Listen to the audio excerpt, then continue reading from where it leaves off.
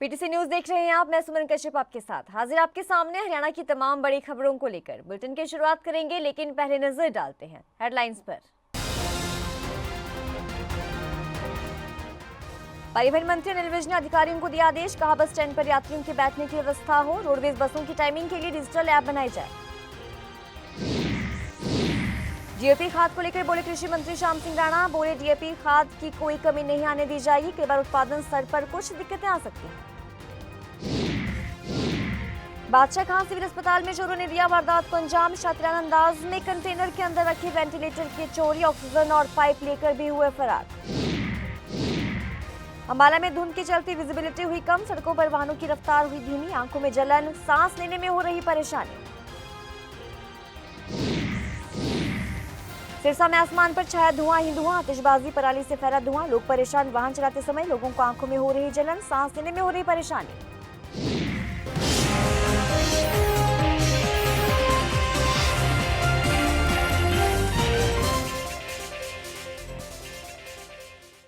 और अब खबरें विस्तार से।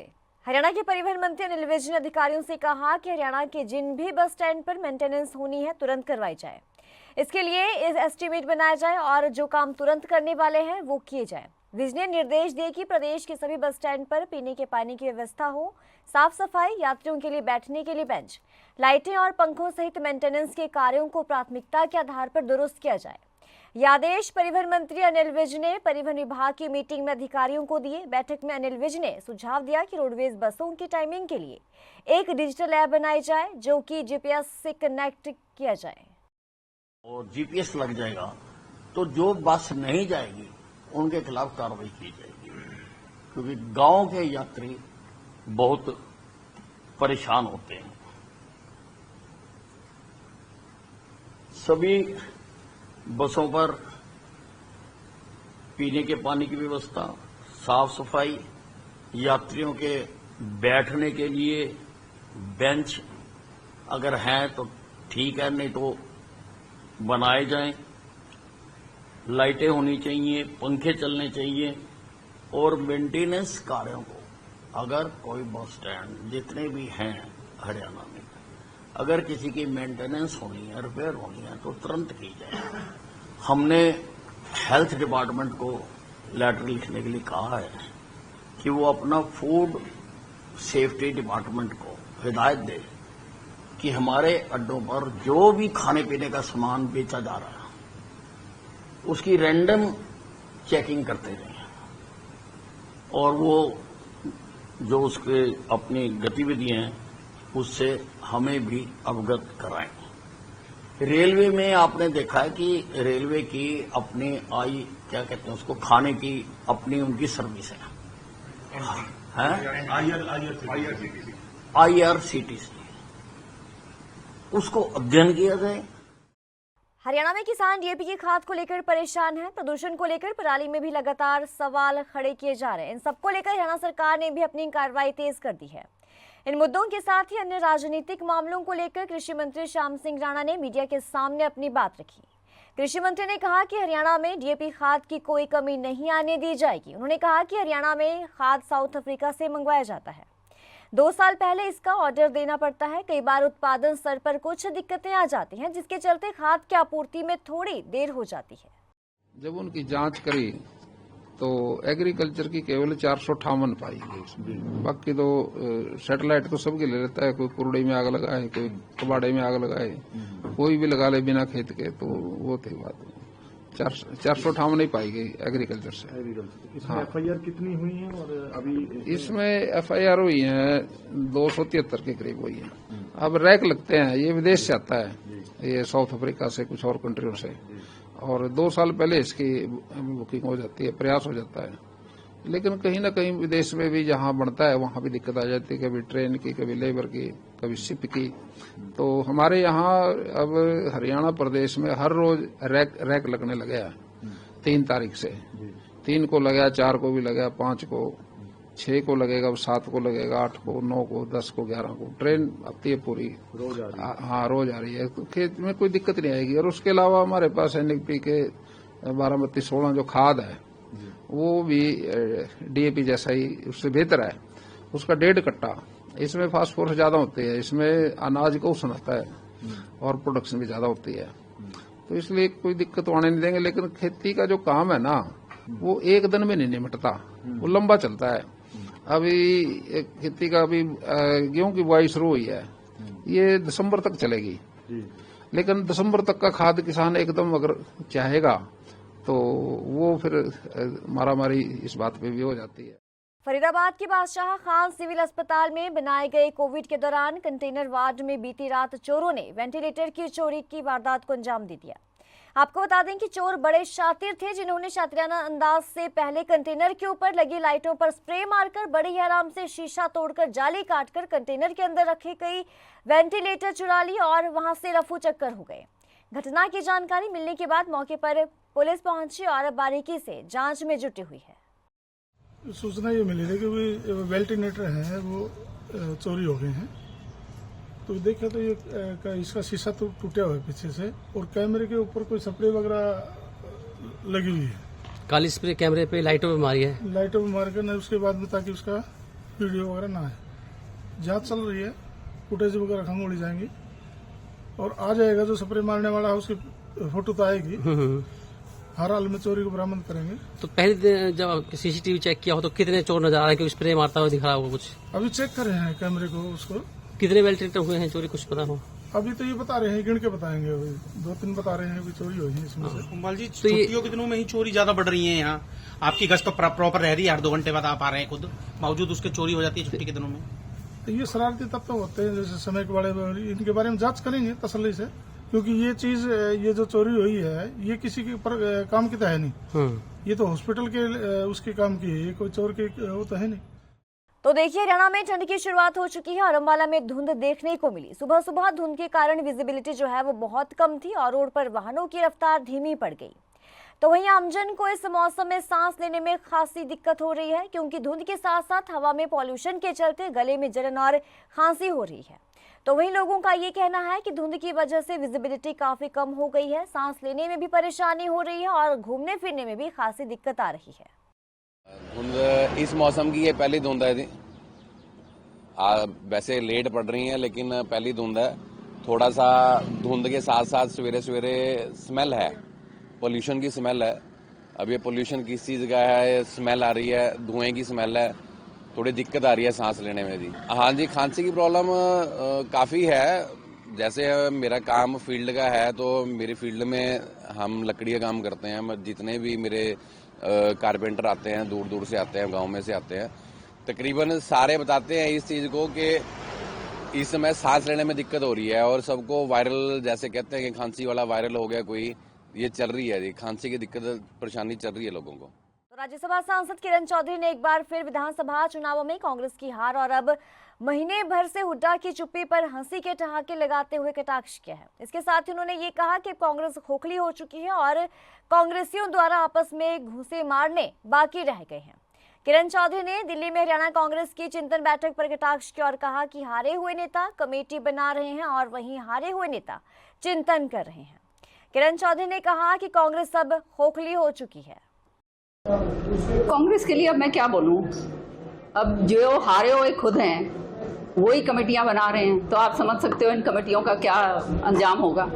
तो ये तो कांग्रेस का जो सिलसिला है वो तो पूरी तरह से ही अपने आप ही बर्बाद कर चुके हैं, खत्म हो चुका है। अब ये चाहे कमेटियां बनाए, चाहे मंथन करें, चाहे कुछ करें, सब जानते हैं क्या हाल हुए। अब शाम तो होएंगे ही, पूरी सुबह शाम रात जो है दोनों बाप बेटा मुख्यमंत्री बन के सोया करते थे वो तो अब लोगों ने आईना दिखाई दिया, असलियत उनके सामने आ गई। जो क्षेत्रवाद करेंगे, जो भ्रष्टाचारी होंगे, जो इस तरह के काम सारे करेंगे, तो आप समझ सकते हो उनका हाल हर्ष क्या होगा। ये तो पुरानी रीत है इनकी, आपस के अंदर खींचातानी हो रही है, एक दूसरे की कटाई पिटाई हो रही है और जो है लॉबिंग हो रही है, सारा कुछ हो रहा है, क्योंकि वो जो हैं हुड्डा साहब जो हैं वो कुर्सी छोड़ना नहीं चाहते हैं। तो अब परेशानी में हैं कि अब क्या करा जाए, क्योंकि उनके नेतृत्व के अंदर तीसरी बार जो है हार देखने को मिली है कांग्रेस को और वो कुर्सी छोड़ना नहीं चाहते। तो नेचुरली ये कश्मकश हो रही है, वो अपनी खिंचातानी करेंगे, वो करेंगे। तो इस तरह का ही हाल जो है कांग्रेस के अंदर रहा है हरियाणा में और आगे भी यही रहेगा। विधानसभा चुनाव में मिली हार के बाद कांग्रेस पार्टी की तरफ से अब सदस्य कमेटी नियुक्त कर दी गई है, जो एक सप्ताह में विधानसभा चुनावों में मिली हार की रिपोर्ट बनाकर नेताओं को सौंपेगी। कमेटी होते हुए कांग्रेस के विधायक और 90 विधानसभा पर चुनाव लड़े कांग्रेस के उम्मीदवारों से बातचीत करेगी। लेकिन कमेटी बनाए जाने के बाद कांग्रेस से पूर्व विधायक शमशेर सिंह गोगी ने इस कमेटी पर सबसे पहले सवालिया निशान उठाते हुए प्रदेश अध्यक्ष उदय भान और प्रदेश प्रभारी पर जमकर अपनी भड़ास निकाली। सुनिए क्या कुछ कहा। जो करण दलाल तो बड़ी आदमी है, लेकिन मेरी तरह वो भी इलेक्शन हारा हुआ, तो हाल चाल तो वो पूछेगा जो ना इलेक्शन लड़या ना हारा। हम हारे हुए तो कह रहे हैं भी हमारे साथ ये हुआ, हमारे साथ ये हुआ है, और हम क्या करेंगे। बीमारी यही है कि जिन लोगों की कमियां हैं उन्होंने अपना एक एक करके बंदे बैठा दिए इसमें, ताकि उनका नाम ना आए। तो जब असलियत कोई ही सामने नहीं आने दोगे, सुधार कैसे होगा। तो ये आपके हिसाब से कौन नेता है जिन्होंने इन्हें बना दिया और अपने आप को तो अध्यक्ष जी ने बनाया, साइन है उनके। जिन्होंने कभी अध्यक्ष की जिम्मेदारी नहीं निभाई उन्होंने बनाया। क्या खुश हैं आप इस कमेटी से? आपको लगता है ये हार का? नहीं, मैं इससे सेटिस्फाई नहीं। आपके हिसाब से कौन हो सकते थे? और भी बहुत सारे लोग हैं पार्टी में, कहीं कमी है। कोई एक आधा आदमी वो भी रख लेते जो ओपनली विरोध कर रहे हैं। कैप्टन अजय सिंह को रख लेते, चौधरी बरिंदर सिंह को रख लेते, इतने पुराने आदमी हैं। बहुत सारे लोग हैं जिनको जिंदगी का एक्सपीरियंस है इसमें। दीपक बावरिया को लेकर आप संतुष्ट नहीं रहे? दीपक बावरिया जी का रोल आप हमेशा ही देख लो। कभी भी पार्टी को एक करने का जनरल सेक्रेटरी का काम होता है कोऑर्डिनेशन बैठा के रखना, पार्टी को एक करना। और उन्होंने तो इस तरीके से काम किया कि जैसे बीजेपी ने उनकी ड्यूटी लगाई थी कि रहने को बर्बाद करो। कहते हैं प्रतिभा किसी की मोहताज नहीं होती है, केवल जरूरत होती है तो उस प्रतिभा को सही समय पर निखारने की। करनाल के ग्रामीणांचल में भी प्रतिभाओं की कमी नहीं है। सही मार्गदर्शन मिलने पर कोई भी बच्चा बड़ा मुकाम हासिल कर सकता है। वर्षा ने जज की परीक्षा पास कर दिखाया है और उसका चयन राजस्थान कैडर में जज के रूप में हुआ है। नवनियुक्त जज वर्षा की इस उपलब्धि पर पूरे गांव में और हलके को गर्व है। पहली बार यमुना पब्लिक स्कूल में पहुंचने पर वर्षा का स्कूल प्रबंधन की ओर से जोरदार स्वागत किया गया। इस मौके पर केंद्रीय मंत्री और पूर्व मुख्यमंत्री मनोहर लाल के ओएसडी कुलविंदर राणा ने मुख्य अतिथि के रूप में शिरकत की। जरा देखिए। सर बहुत खुशी हो रही है। ऑनरेबल मिस्टर चेयरमैन सर का बहुत थैंक यू, जो उन्होंने इतना अच्छा प्रोग्राम अरेंज किया। और जो भी यहाँ पे टीचर्स हैं और स्टूडेंट्स हैं उनका भी बहुत थैंक यू। और आप सभी का भी जो आप यहाँ पे आए हैं बहुत थैंक यू। और बहुत अच्छा लगता है कि जब हमारे टीचर्स जिन्होंने हमें पढ़ाया है वही हमें सम्मानित करते हैं, तो अंदर से बहुत ज़्यादा खुशी आती है मन में कि कभी एक सपना था जो सोचा था आज वो सच हो गया। और टीचर्स इतना सम्मान दे रहे हैं, टीचर्स का इतना सपोर्ट रहा है और प्यार रहा है, तो सर बहुत अच्छा लग रहा है। तो स्ट्रगल काफ़ी करना पड़ा होगा यहाँ तक पहुँचने के लिए? हाँ जी सर, शुरू से ही जब से मैं हमेशा ये कोशिश करती थी कि मैं अपनी पढ़ाई में अच्छी रहूं।